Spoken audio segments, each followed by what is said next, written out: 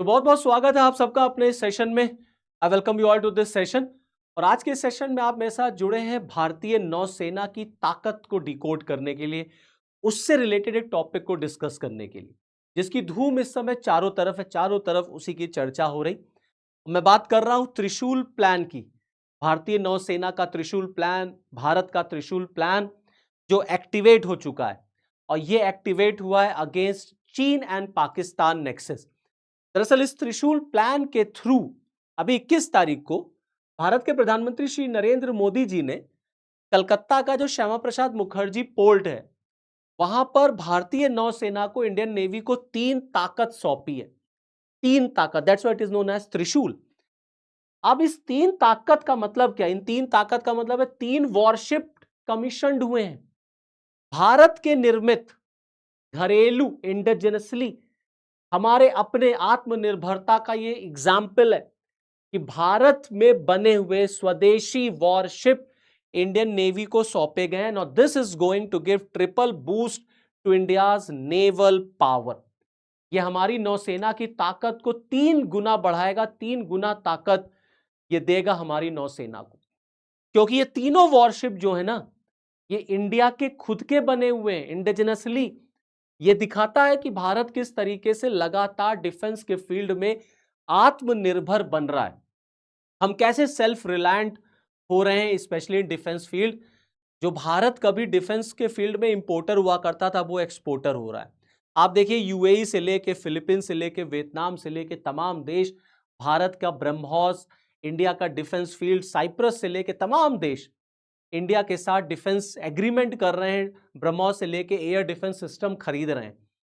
और ऑपरेशन सिंदूर के बाद आप जान ही रहे हैं कि किस तरीके से भारत ने दुनिया को अपनी ताकत दिखाई है, स्पेशली इन डिफेंस फील्ड। और ऑपरेशन सिंदूर के बाद ब्रह्मोस का क्या कहना, डिमांड बढ़ गई भाई ब्रह्मोस की। पूरी दुनिया जो है वो ब्रह्मोस को लेकर के एक्साइटेड है, और तमाम देश भारत से ब्रह्मोस खरीदना चाहते हैं।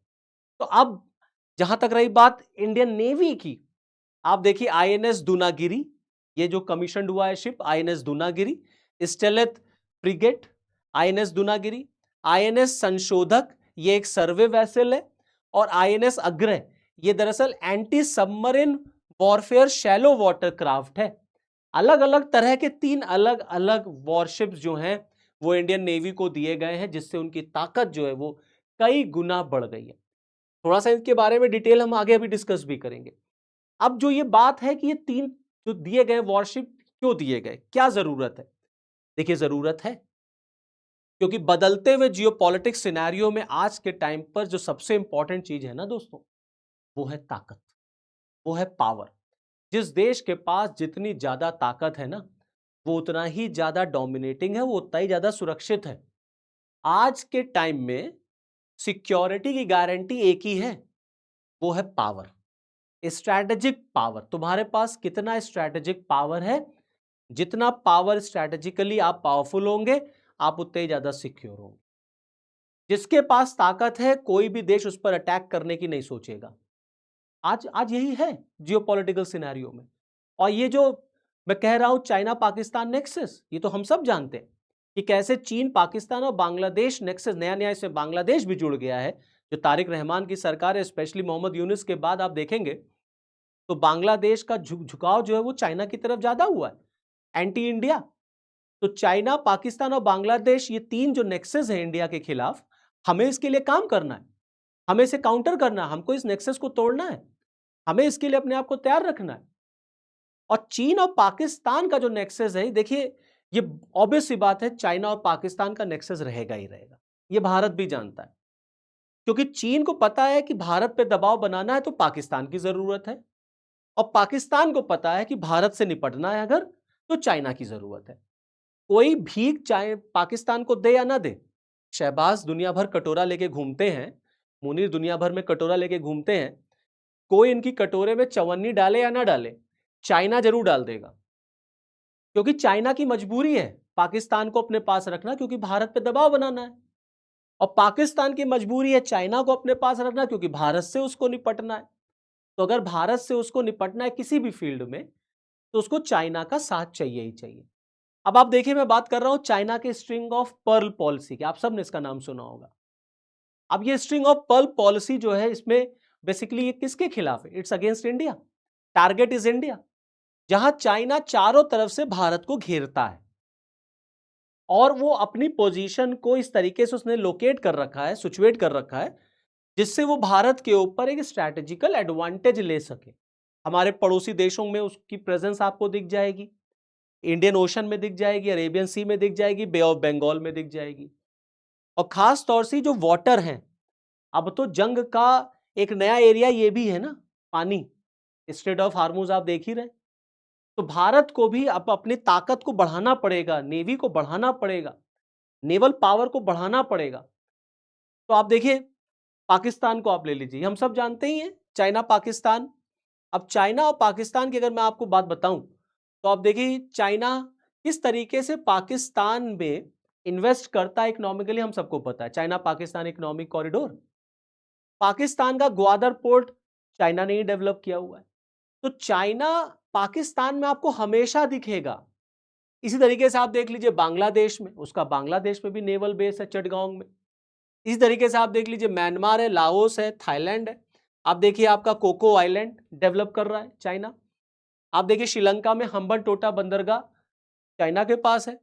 मालदीव में आप देख लीजिए, अभी देखिए कुछ साल पहले मालदीव और इंडिया के रिलेशंस खराब हुए थे, तो मालदीव चीन की तरफ चला गया था। हालांकि अब उनके होश ठिकाने आ गए, तो उन्होंने फिर से भारत के साथ रिलेशन अपने जो है रीडेवलप करने शुरू किए। लेकिन इन सबको अगर आप जोड़ देंगे ना, तो ये ऐसे एक मोती की माला जैसी बन जाती है।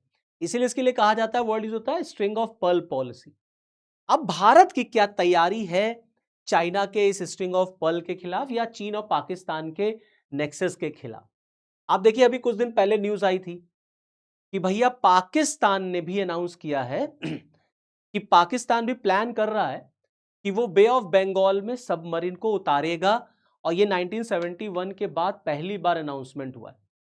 1971, 9 दिसंबर 1971, जब हैंगोर क्लास का जो सबमरीन था, दिस इज हैंगोर क्लास सबमरीन, जिसने भारत के आईएनएस खुरकी को हिट किया था और ये डूब गया था। अब उसके बाद आप देखेंगे 71 के बाद जब पाकिस्तान बे ऑफ बंगाल को छोड़ के चला गया था, अब पाकिस्तान एक बार फिर डिसाइड कर रहा है कि वो हैंगोर क्लास सबमरीन को बे ऑफ बंगाल में डिप्लॉय करेगा। बे ऑफ बंगाल में पाकिस्तान कह रहा है हम फिर आएंगे, हम फिर अपने आप को वहां पर स्टैब्लिश करेंगे, डेवलप करेंगे, अपना स्ट्रैटेजिकल इंपॉर्टेंस वहां पर मेंटेन करेंगे बे ऑफ बंगाल में। और 1971 में ये बे ऑफ बंगाल जो था, ये एक वॉर जोन बन गया था। और आज के टाइम में this bay of Bengal is the global naval base.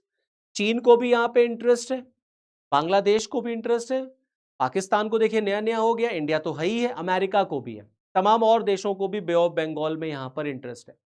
तो अब देखिए पाकिस्तान अपने हैंगोर क्लास सबमरीन को कह रहा है हम यहां पर फिर से डिप्लॉय करेंगे। यह अनाउंसमेंट पाकिस्तान की तरफ से किया गया। और ये हैंगोर क्लास सबमरीन 1971 वॉर में पाकिस्तान ने यूज किया था अगेंस्ट इंडिया। एक बार फिर से हैंगोर क्लास सबमरीन की याद ताजा हो गई। और ये जो हैंगोर क्लास सबमरीन है, ये अभी चाइना बिल्ड कराची पहुंचा है। दरअसल 2015 में चाइना और पाकिस्तान के बीच में हैंगोर क्लास सबमरीन को लेकर के पैक्ट साइन हुआ था, जिसमें टोटल 8 चाइना को हैंगोर क्लास सबमरीन जो है वो पाकिस्तान को देना है। 4 बनेंगे चाइना में, 4 बनेंगे पाकिस्तान में, जिसमें से कि एक अभी कराची पहुंचा। और जब हैंगोर क्लास कराची पहुंचा तो 71 की वॉर फिर ताजा हो गई, क्योंकि 1971 से पाकिस्तान बे ऑफ बंगाल से जा चुका है। और ये जो बे ऑफ बंगाल है, ये पूरी तरीके से इंडिया डोमिनेटेड है। यहां पर पूरा वर्चस्व जो दबदबा जो है वो भारत का है बे ऑफ बंगाल में। यहां पर पाकिस्तान ने अपने आप को अरेबियन सी तक ही लिमिट कर रखा है। लेकिन अब वो कह रहा है दैट आई एम प्लानिंग कि हम बे ऑफ बंगाल में भी आएंगे। अब बे ऑफ बंगाल में अगर वो आता है, तो पहले तो ये समझना है कि उसको ताकत यह कहां से आ रही है भैया। ये ताकत आ रही है चाइना और बांग्लादेश से। आप देखिए जब से शेख हसीना की सरकार बांग्लादेश से हटी और मोहम्मद यूनुस आए, तब से आप देखेंगे बांग्लादेश और पाकिस्तान के बीच में डिफेंस एग्रीमेंट, मिलिट्री पैक्ट्स, ये सब चीजें ज्यादा हुई हैं। और एक नया गठजोड़ चाइना, पाकिस्तान और बांग्लादेश आपको बनता हुआ नजर आएगा। और तारिक रहमान सरकार के टाइम पर भी ऐसा ही है। मोहम्मद यूनुस के टाइम पर बांग्लादेश में रेडिकलिज्म बढ़ा और इस रेडिकलिज्म से, इस्लामिक फंडामेंटलिज्म से बांग्लादेश का झुकाव पाकिस्तान की तरफ ज्यादा हो गया भाई। और मैं आपको क्या बताऊं, जब बांग्लादेश का जो फाउंडिंग फादर था, जब लोगों ने उसको नहीं छोड़ा, उसकी मूर्ति तोड़ दी गई, बर्बाद कर दिया गया सब, शेख हसीना वहां से भाग करके भारत चली आई, भारत में रह रही हैं, तो बांग्लादेश को आप समझ लीजिए इस समय बांग्लादेश के क्या हालात हैं। तो ये ताकत दरअसल पाकिस्तान को चीन और बांग्लादेश से मिल रही है और ये एक नया बहुत डेंजरस, बहुत लीथल नेक्सस इंडिया के खिलाफ काम कर रहा है। तो ये भारत की तैयारी है जिसको हम जो है वो त्रिशूल प्लान कह रहे हैं, जो इंडियन नेवी को 3 वॉरशिप्स यहां पर कमीशनड किए गए हैं। अब देखिए जो बे ऑफ बंगाल है ये बहुत इंपॉर्टेंट है, ट्रेड के पॉइंट ऑफ व्यू से बहुत इंपॉर्टेंट है। भारत का आप देख लीजिए जो हमारा ईस्टर्न नेवल कमांड है विशाखापट्टनम में, उसके पॉइंट ऑफ व्यू से अगर पाकिस्तान यहां पर अपने सबमरीन को डिप्लॉय करता है तो it will be a threat. ये हमारे लिए बिल्कुल एक सोचने की बात है, एक चिंता का विषय होगा। प्लस आप देखिए अंडोमान निकोबार भी यहीं पर है, स्टेट ऑफ मलक्का के ये बहुत नजदीक है। तो कुल मिला के आप ये समझ लें कि बे ऑफ बंगाल स्ट्रैटेजिकली, इकोनॉमिकली हर तरह से बहुत इंपॉर्टेंट है और चाइना ऑटोमेटिकली उसने अपनी प्रेजेंस को यहां पर मेंटेन कर रखा है with the help of Bangladesh. Specially Bangladesh में भैया चटगांव में उसका पूरा नेवल बेस है और 2024 में अगर आप देखेंगे तो चाइना के 2 शिप्स जो है ना, ट्रेनी शिप्स, वो चटगांव पहुंचे थे और ये दिखाता है कि चाइना किस तरीके से बांग्लादेश के साथ मिलके नेवल पावर को अपने स्ट्रेंथन कर रहा है। तो भैया अगर चीन इस तरीके से काम कर रहा है बे ऑफ बंगाल में और या पूरे जो वाटरवेज हैं वहां पर, अरेबियन सी में, इंडियन ओशन में, बे ऑफ बंगाल, तो भारत को भी अब समय आ चुका है कि हमें भी अपने नेवल पावर को बढ़ाना पड़ेगा, क्योंकि आपके सामने 2 खतरे हैं, एक है चाइना, एक है पाकिस्तान। तो इनसे निपटने के लिए भैया बहुत जरूरी है कि हम अपने नेवल पावर को बढ़ाएं। उसका ये क्लासिकल एग्जाम्पल है कि हमने आईएनएस दूनागिरी, आईएनएस संशोधक और आईएनएस अग्रह को जो है वो कमीशनड किया और इससे भारत की ताकत जो है कई गुना बढ़ गई है। अब आप देखिए जरा इसके बारे में अगर थोड़ा सा मैं आपको बता दूं कि ये क्या है, इसमें क्या क्या ताकत है। देखिए तो आईएनएस दूनागिरी दरअसल ये 5th प्रोजेक्ट है 17th ए स्टेलेथ फ्रिगेट का and it aimed at augmenting Indian navy's tactical effectiveness. Bharat का जो टेक्टिकल इफेक्टिवनेस है ब्लू वाटर वाटरवे में, उसका जो पोटेंशियल है वो बढ़ेगा। ठीक है, इस आईएनएस दूनागिरी में आप देखिए BrahMos surface to surface missile और medium range surface to air missile जो है ना वो डिप्लॉय हो सकती है। आईएनएस संशोधक में आ जाइए। आईएनएस संशोधक is the 4th survey vessel है which is आउटफिटेड with advance survey technology, जिससे भारत को ताकत मिलेगी, सर्वे वगैरह, डाटाज वगैरह वहां से कलेक्ट किए जाएंगे। और जहां तक रही बात आईएनएस अग्रह की, तो आईएनएस अग्रह दरअसल एक anti submarine warfare shallow water craft है।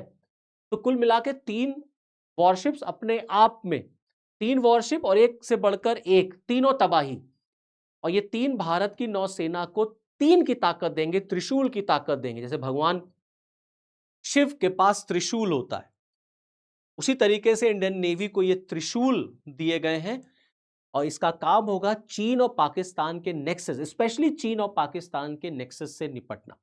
क्योंकि आज के टाइम में भैया ये चीन, पाकिस्तान और बांग्लादेश का जो गठजोड़ है, इससे निपटने के लिए भारत को हर तरह की कोशिश करनी है, क्योंकि ये भारत के लिए एक के बाद एक नया थ्रेट लेकर के आ रहा है। तो this is all from this video.